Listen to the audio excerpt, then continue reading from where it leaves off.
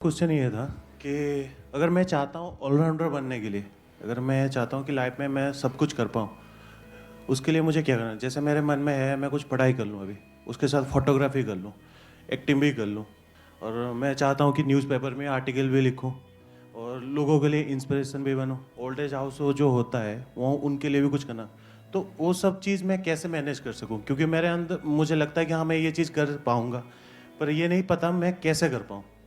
मतलब वो सब कुछ करना चाहते हो जो मैं कर रहा हूँ। फोटोग्राफी, लोगों को इंस्पायर करना, ये करना। बुक भी लिखना चाहता हूँ। हाँ, बुक भी लिखना चाहते हो। 10 नाव पर रहने पे इंसान डूब भी जाता है। माइक देना, एक बार माइक देना। नहीं, इंटरेस्टिंग पॉइंट है।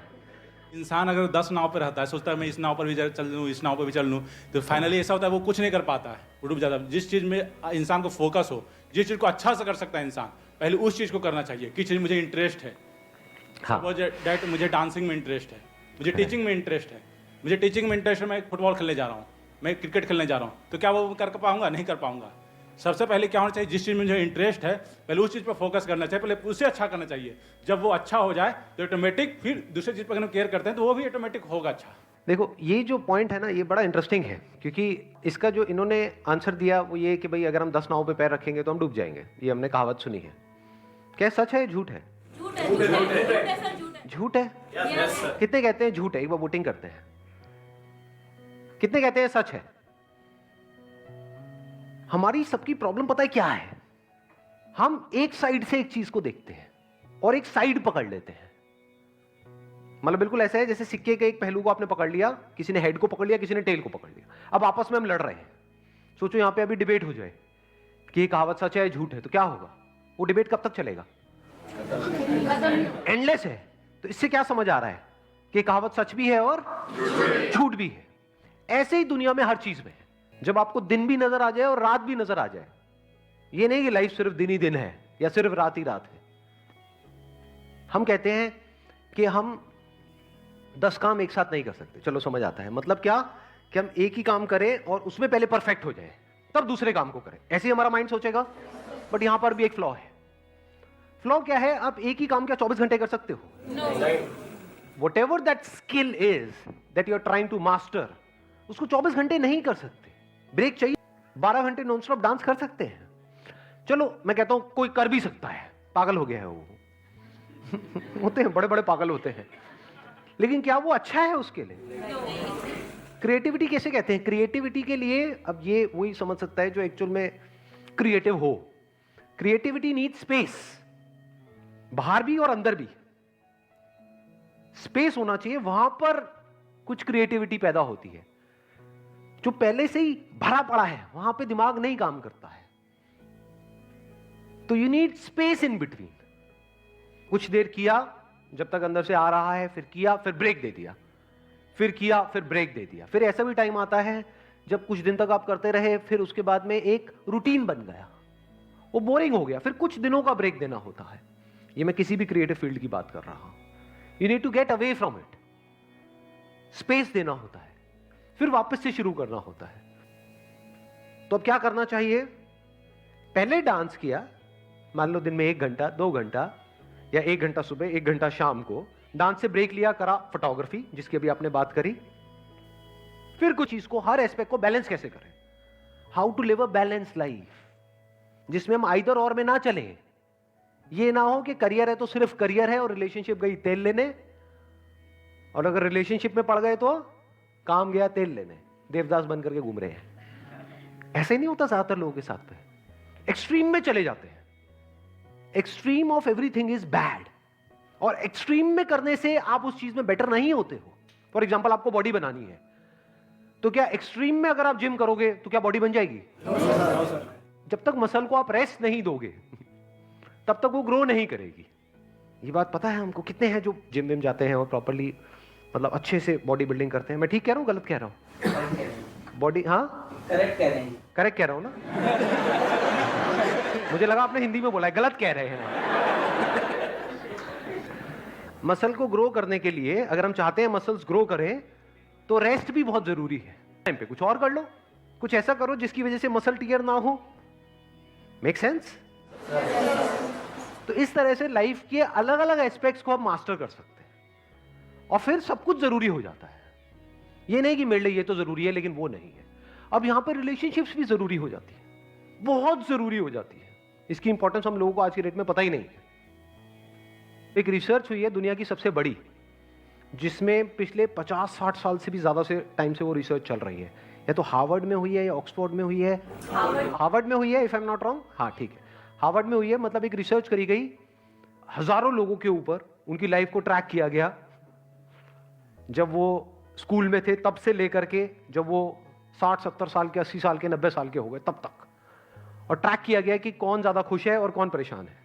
तो खुशी का जो कनेक्शन निकला, ऐसे बहुत लोग थे जो फाइनेंशियली बहुत सक्सेसफुल हो गए, बहुत अच्छी अच्छी पोजीशंस पे थे, और दुखी थे। और उसमें से सिर्फ एक चीज निकल करके आई इतनी बड़ी रिसर्च में से, 60 साल के बाद में हजारों लोगों के ऊपर डेटा और रिसर्च और सबके दिमाग लगे हुए थे, और उसमें से क्या निकल करके आया? जिसके रिलेशंस अच्छे थे वो खुश थे, जिनके रिलेशंस बुरे थे वो दुखी थे। तो ना खुशी का कनेक्शन है हेल्थ से। हेल्थ का करोगे क्या? कभी पूछा है अपने आप से? हेल्दी होना, हेल्दी होना, that is not the goal of life. Terrorist को देख लो, सारे हेल्दी होते हैं। कोई भी आपको ऐसा नहीं मिलेगा कि गन उठाओ अरे कमर में दर्द हो गया। ये हमारे घर में देखने को मिलेगी ये सब चीजें। टेररिस्ट सारे फिट हैं, बट क्या वो खुश हैं? बहुत बड़ा क्वेश्चन मार्क है वहां पर। तो health is not the goal of life. Yes, it is part of life, it is not the goal of. Money is very very important, but that is not the goal of life. That can't be the goal of life. If you want happiness in life, you need good relationship in life. There is no other way. And without happiness, what is life? आपको 1000 साल की जिंदगी मिल जाए, बहुत बढ़िया fit, और रोते रहो सुबह से रात तक, क्या करोगे? ऐसी बॉडी, ऐसी लाइफ को करोगे क्या? और दूसरी तरफ से लाइफ मिले सिर्फ 10 साल की, लेकिन अंदर एक सेटिस्फैक्शन हो, खुशी हो, तो रिलेशनशिप को छोड़ो मत। ये हम बहुत बड़ी गलती करते हैं। इनफैक्ट अगर आपकी एक अच्छी रिलेशनशिप चल रही होगी तो वो बैकबोन हो गई आपकी। अब आप फाइनेंशियली भी जितना मर्जी ग्रो कर सकते हो, हेल्थ वाइज भी अपने आप ही आपकी हेल्थ अच्छी रहेगी। So you must have an integrative approach, not a fragmented approach. इन दोनों में फर्क पता है हमको? नहीं पता। फ्रेगमेंटेड मतलब क्या? हम लाइफ के बस एक एस्पेक्ट को पकड़ लेते हैं, उसको जरूरत से ज्यादा इंपॉर्टेंस दे देते हैं, और बाकी सब पीछे रह जाता है। फिर उसको बैलेंस करने के चक्कर में हम रोते रहते हैं। फिर हमारी लाइफ का एक एस्पेक्ट यहां भाग रहा होता है, एक वहां भाग रहा होता है। मतलब फाइनेंशियली तो हम बहुत सक्सेसफुल होते चले जा रहे हैं, हेल्थ की धज्जियां उड़ती चली जा रही है, वो पीछे छूट गया है। पैसा तो हमने कमा लिया, लेकिन रिलेशनशिप का अता पता ही नहीं है। इसको बोलते हैं फ्रेगमेंटेड अप्रोच, कि हमने लाइफ की जो एक फ्रेगमेंट है, ये तीनों चीजें हमने पकड़ी, health, wealth and happiness, which is connected to relationship. इसमें से किसी भी एक को हमने जरूरत से ज्यादा इंपॉर्टेंस दे दी और बस वहीं पर फंस करके रह गए। इसको बोलते हैं फ्रेगमेंटेड अप्रोच। और एक होती है इंटीग्रेटेड अप्रोच, जिसमें सब कुछ इंटीग्रेटेड है, यानी जिसकी जितनी इंपॉर्टेंस है बस उसको उतनी ही इंपॉर्टेंस दी और वहीं पर रुक गए। इसके लिए बड़ा दिमाग लगाना पड़ेगा कि किसकी कितनी इंपॉर्टेंस है। अब ये कौन बताएगा आपको? कोई नहीं बता सकता, खुद देखना पड़ेगा कि अभी जो आपकी स्टेज है लाइफ में, इस स्टेज में किसकी कितनी इंपॉर्टेंस है। वो आपको पता होना चाहिए किस लेवल पे आपने कितना रायता फैलाया हुआ है। किसी की लाइफ में फाइनेंशियली रायता फैला पड़ा है, किसी की हेल्थ वाइज रायता फैला पड़ा है, वो देखना पड़ेगा ना। जो आपका लेवल है उसी लेवल से तो ग्रो करोगे। तो if you have this integrative approach in life, तब आप कह सकते हो कि आप और एक की एक तरीके से, अरे मेरी भी बहुत है प्रॉब्लम्स है, तभी तो मजा आ रहा है लाइफ में। मतलब शादीशुदा और प्रॉब्लम नहीं होगी, ऐसा हो सकता है?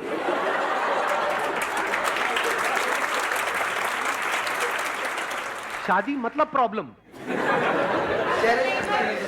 चेहरे पे नहीं आता है। क्यों नहीं आता है? देखना, ध्यान से समझना। चेहरे पे नहीं आता है, क्यों नहीं आता है? मैं खुश क्यों हूं? मैं एक्चुअल में खुश हूं, ठीक है, चेहरे पे नजर भी आ रहा होगा। मैं खुश हूं लाइफ में, क्यों हूं? क्योंकि मेरी लाइफ में कोई प्रॉब्लम नहीं है। इंटीग्रेटेड अप्रोच है। इंटीग्रेटेड अप्रोच है, बस सिंपल। अभी जो मैंने बात बोली, जिस चीज की जितनी इंपॉर्टेंस है उसको वहीं तक रखा हुआ है। पैसा मतलब ये है, पैसे का मतलब, बस, इससे ज्यादा नहीं। समझ गए? ये सुनने में बड़ी छोटी लग रही होंगी ये बातें, बट मैं आपको एक्चुअल में जड़ बता रहा हूं प्रॉब्लम की, कि ये दो तरह की प्रॉब्लम्स हैं आप लोगों की लाइफ में, या ह्यूमैनिटी की जो प्रॉब्लम्स है ना, वो दो लेवल पे हैं। एक ये नहीं पता है कि करें कैसे, बट वो इतनी बड़ी प्रॉब्लम नहीं है। जो मेन प्रॉब्लम है वो ये है कि रुके कैसे और कहां रुके, ये नहीं पता है।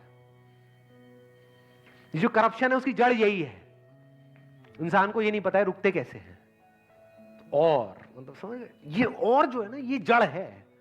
आपको पता होना चाहिए, ना ज्यादा ना कम। जैसे प्यास तो पानी, ना ज्यादा ना कम। भूख, खाना, ना ज्यादा ना कम। ऐसे ही पैसा, ना ज्यादा ना कम। रिलेशनशिप, ना कम ना ज्यादा। अगेन बहुत जरूरी है, बहुत लोगों को नहीं समझ आता है। ये एक्स्ट्रा मैरिटल अफेयर ये सब क्या है? ज्यादा। और मुझे तो किसी रिलेशनशिप में जाना ही नहीं है, ये क्या है? कम। ना कम ना ज्यादा। तो सर 2 ज्यादा है या कम है? कैमरा फोकस किया जाएगा, अब दोनों में से एक भी नहीं रहेगी।